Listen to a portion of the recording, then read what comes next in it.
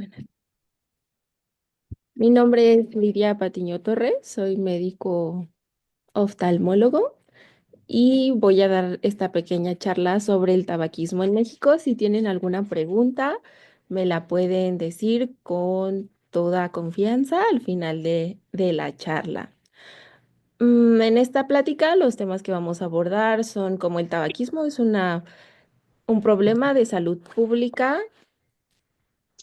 ¿Por qué el tabaquismo afecta a la población en general? ¿Cómo es que afecta a México?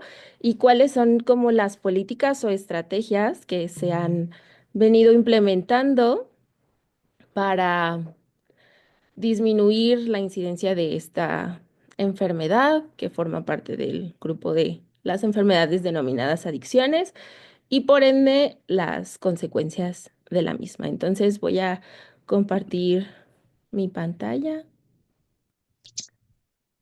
para que puedan ver la presentación.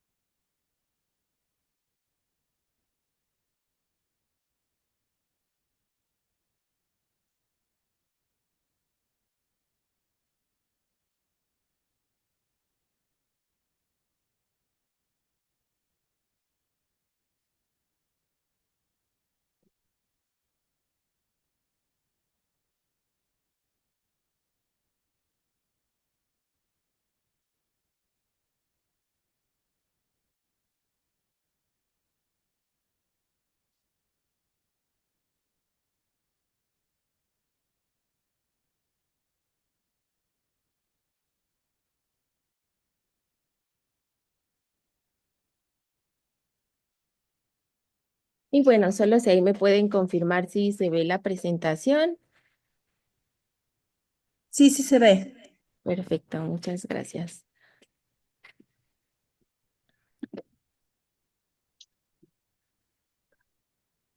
Ah,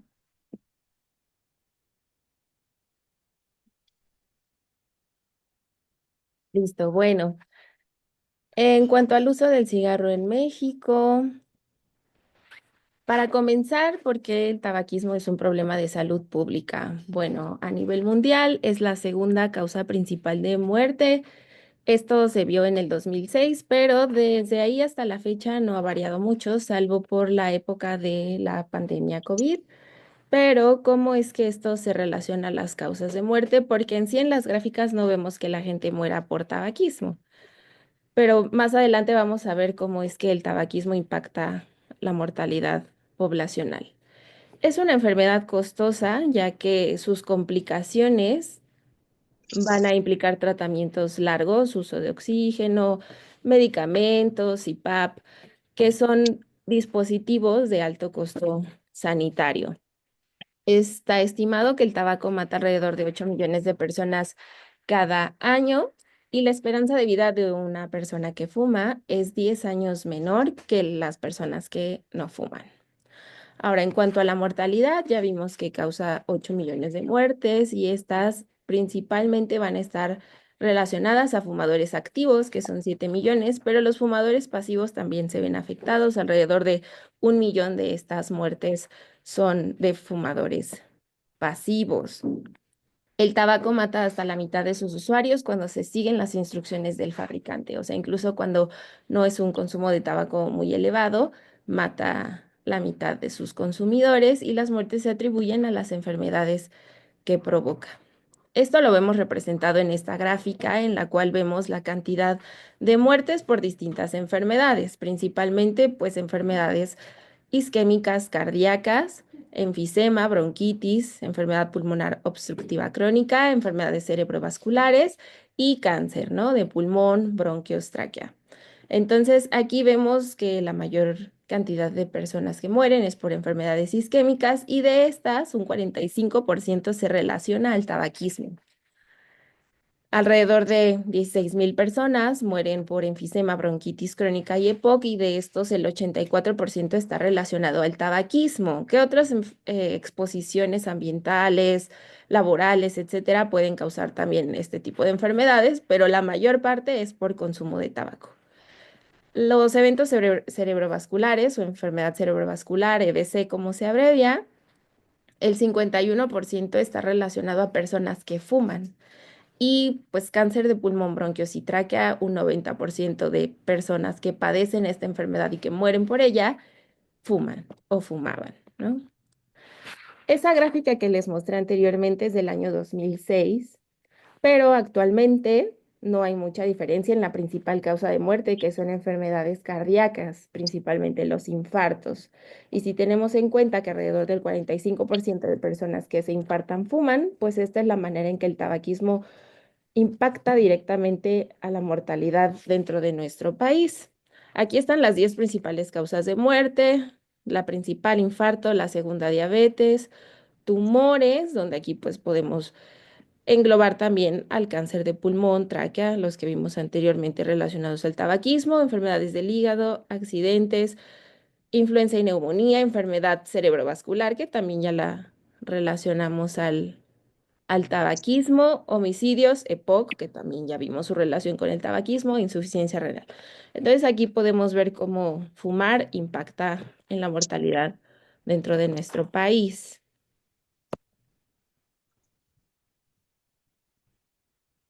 En las estadísticas globales, México ocupa el sexto lugar en América Latina en fumadores adultos, y en cuanto a adolescentes, el tercer lugar en este grupo de población expuesta al cigarro o a sus derivados.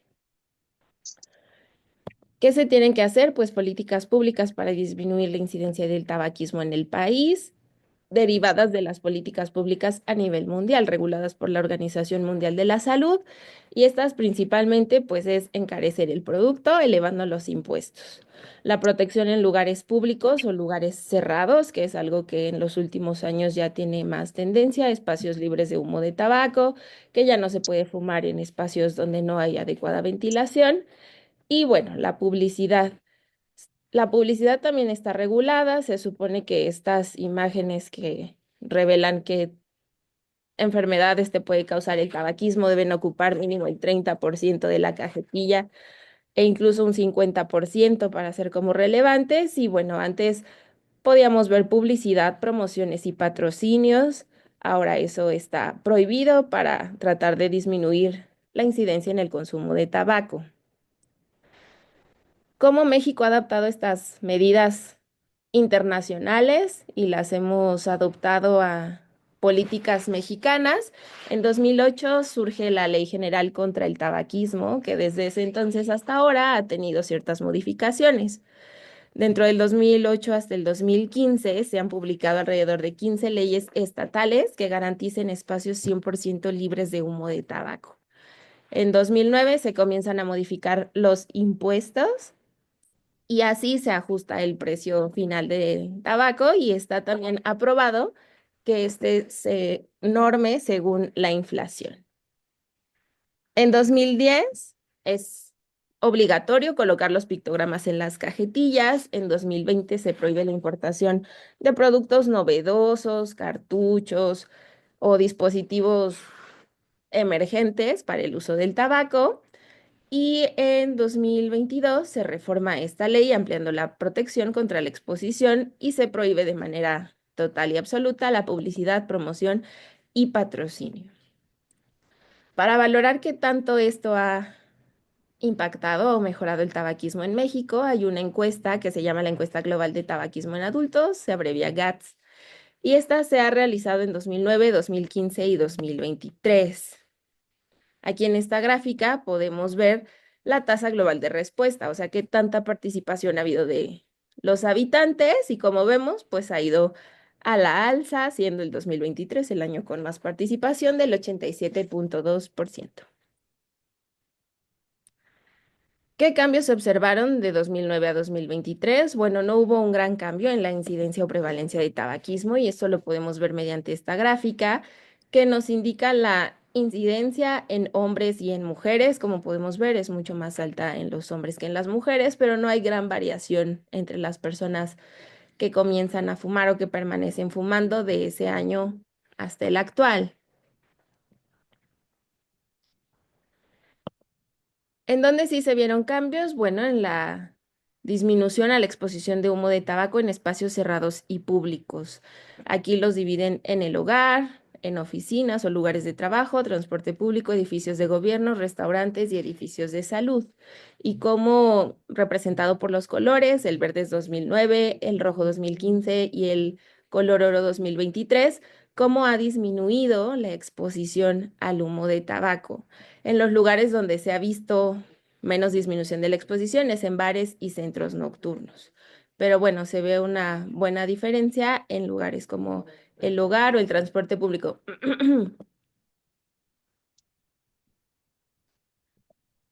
De 2009 a 2023 hubo un aumento en las personas fumadoras que recibieron consejería para dejar de hacerlo. Esto es importante porque, bueno, aquí vemos que los intentos para dejar de fumar fueron mayores en 2015, pero como es una enfermedad, lo ideal es consultar a un profesional en el tema. Y esto sí se ha visto que ha habido un aumento en las personas que consultan a un profesional de la salud para dejar de fumar, lo cual puede garantizar mayor éxito en dejar este hábito. Aquí en esta gráfica podemos ver cómo hubo un aumento en las personas que observaron la advertencia en las cajetillas de cigarro y esto fue relacionado de manera proporcional a las personas que pensaron dejar de fumar, ¿no? Al final, bueno, vemos que la incidencia no cambió mucho, pero las personas que lo consideraron se relaciona mucho a las personas que vieron estas infografías. De 2009 a 2023 hubo un significativo cambio en la publicidad, el patrocinio y la observación de promoción al cigarrillo. Esto pues muy relacionado a la ley que surgió en el 2022. Ahora, ¿cuál es el futuro del tabaquismo en México? Como vimos, la incidencia y la prevalencia no ha disminuido en forma significativa, pero pues se tienen estrategias para tratar tal vez no de que disminuya como tal la incidencia, pero sí retrasar la edad de inicio del consumo, incrementar la protección a las personas que no fuman o a los fumadores pasivos y fomentar la cesación. Tratar de que los que fuman dejen de hacerlo. La industria tabacalera está constituida por transnacionales muy grandes que pueden enfrentar las disposiciones públicas. Por eso es que la incidencia y la prevalencia no son los focos donde se trabaja, sino en las personas que ya fumen dejen de hacerlo, en que quien comienza a fumar lo haga más tarde y en que quien no fuma esté protegido del humo de tabaco.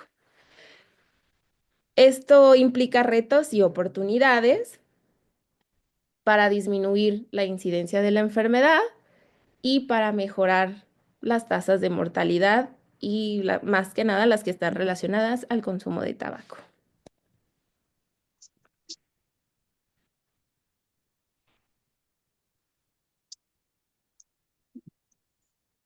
Muy bien.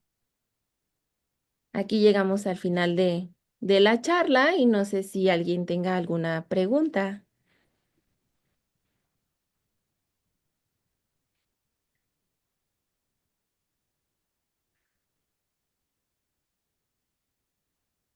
Hola, hola. ¿Sí? Yo tengo una pregunta. Sí, claro. ¿Qué es fumar mucho?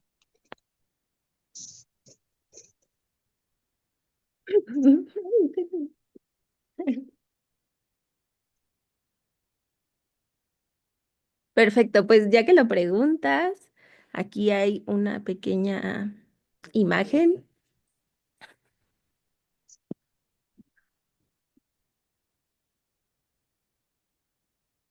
Ay, se escucha todo. Mamá.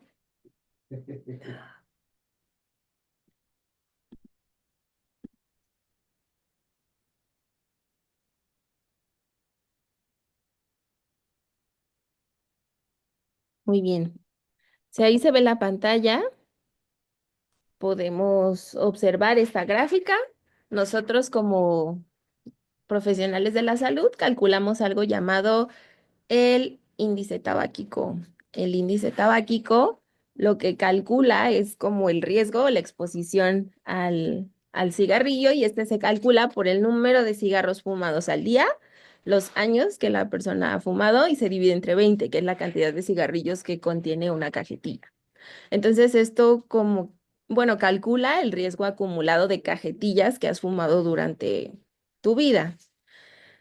Y esto nos sirve para hacer un cálculo de qué tanto riesgo tienes de desarrollar ciertas enfermedades como cáncer pulmonar o enfermedad pulmonar obstructiva crónica. Si el índice es menor a 10, pues no hay mucho riesgo de desarrollar. Por ejemplo, en esta tabla es EPOC, ¿no? Enfermedad pulmonar obstructiva.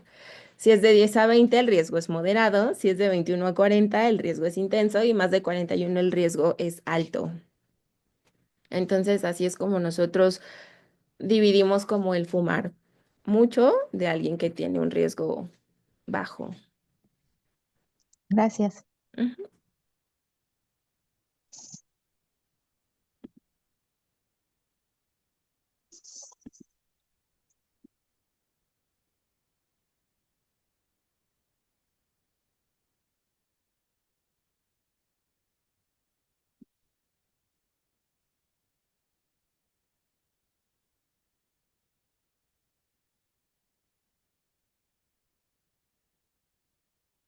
No sé si alguien más tenga una pregunta. Hay en el chat una pregunta.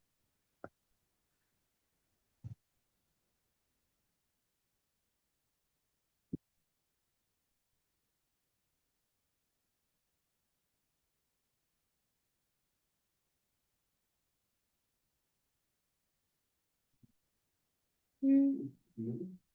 Ok, no sé si Linda, ¿puedes ayudarme a leer la pregunta? ¿Cuánto afecta a los fumadores pasivos? Pues los fumadores pasivos, al momento de respirar el humo del tabaco, pues están inhalando todos los productos de desecho de esta quelación de la nicotina, el alquitrán, el tabaco, etcétera. Entonces, inhalar este producto de desecho no genera tanto daño como el fumador activo, pero como pudimos ver en las estadísticas, este, pues hay un daño alrededor del 3 al 5% en relación al fumador activo.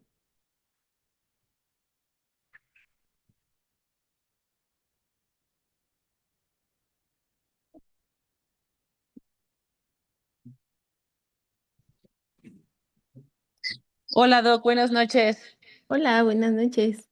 Mi pregunta sería, ¿a qué edad en la adolescencia comienzan a tomar este vicio los jóvenes? ¿Aproximadamente a qué edad comienzan?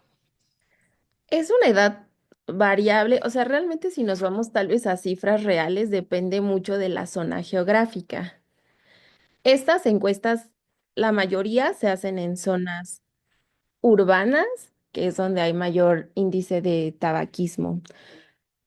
La adolescencia se calcula alrededor de los 12 a los 14 años. Entonces, aquí se ha visto que hay más riesgo.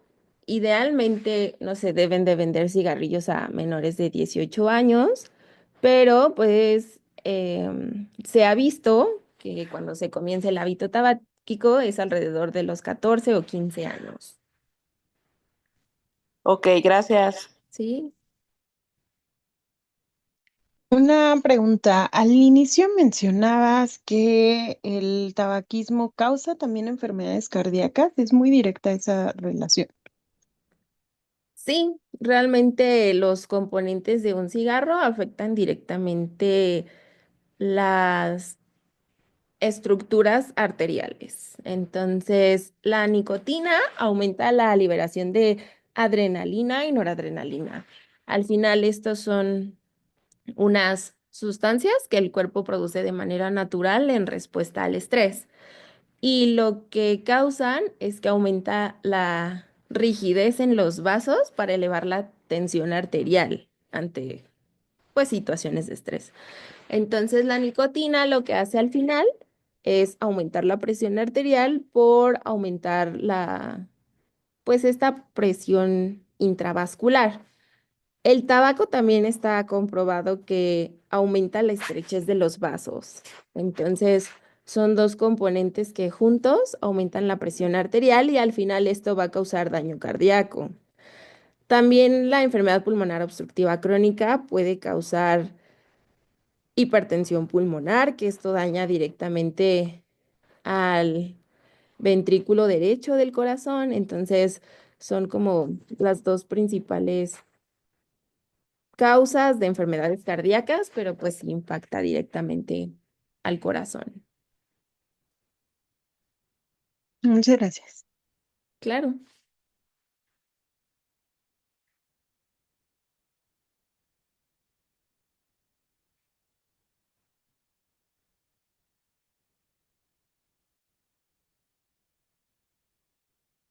No sé si alguien más tenga alguna pregunta.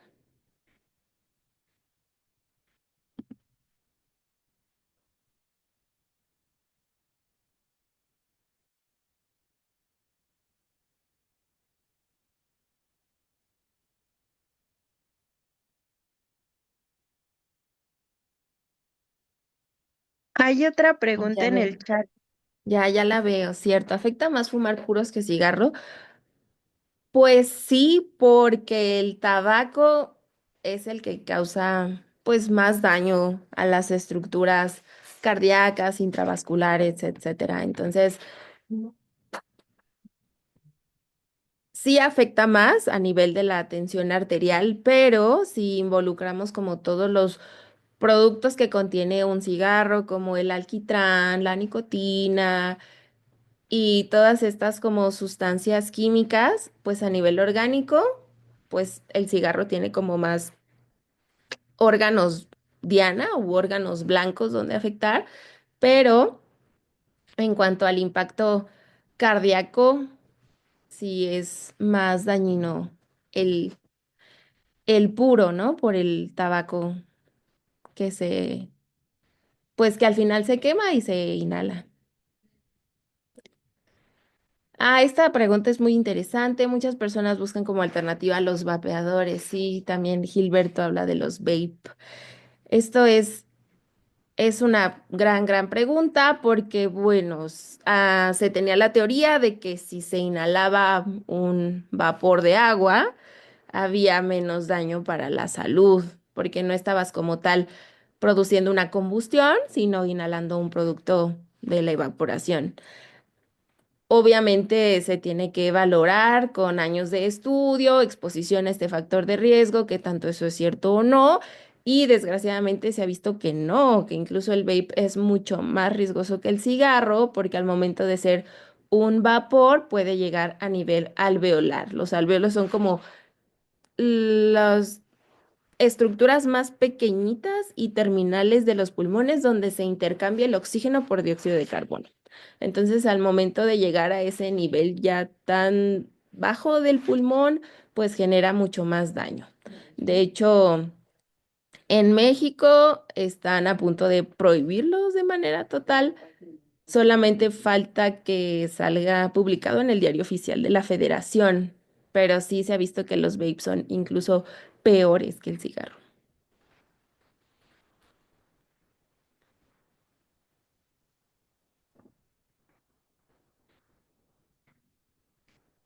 Y de nada.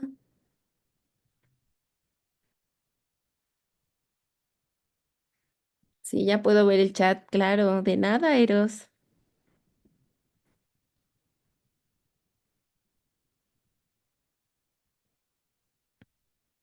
Muy bien. ¿Alguien más tiene alguna pregunta?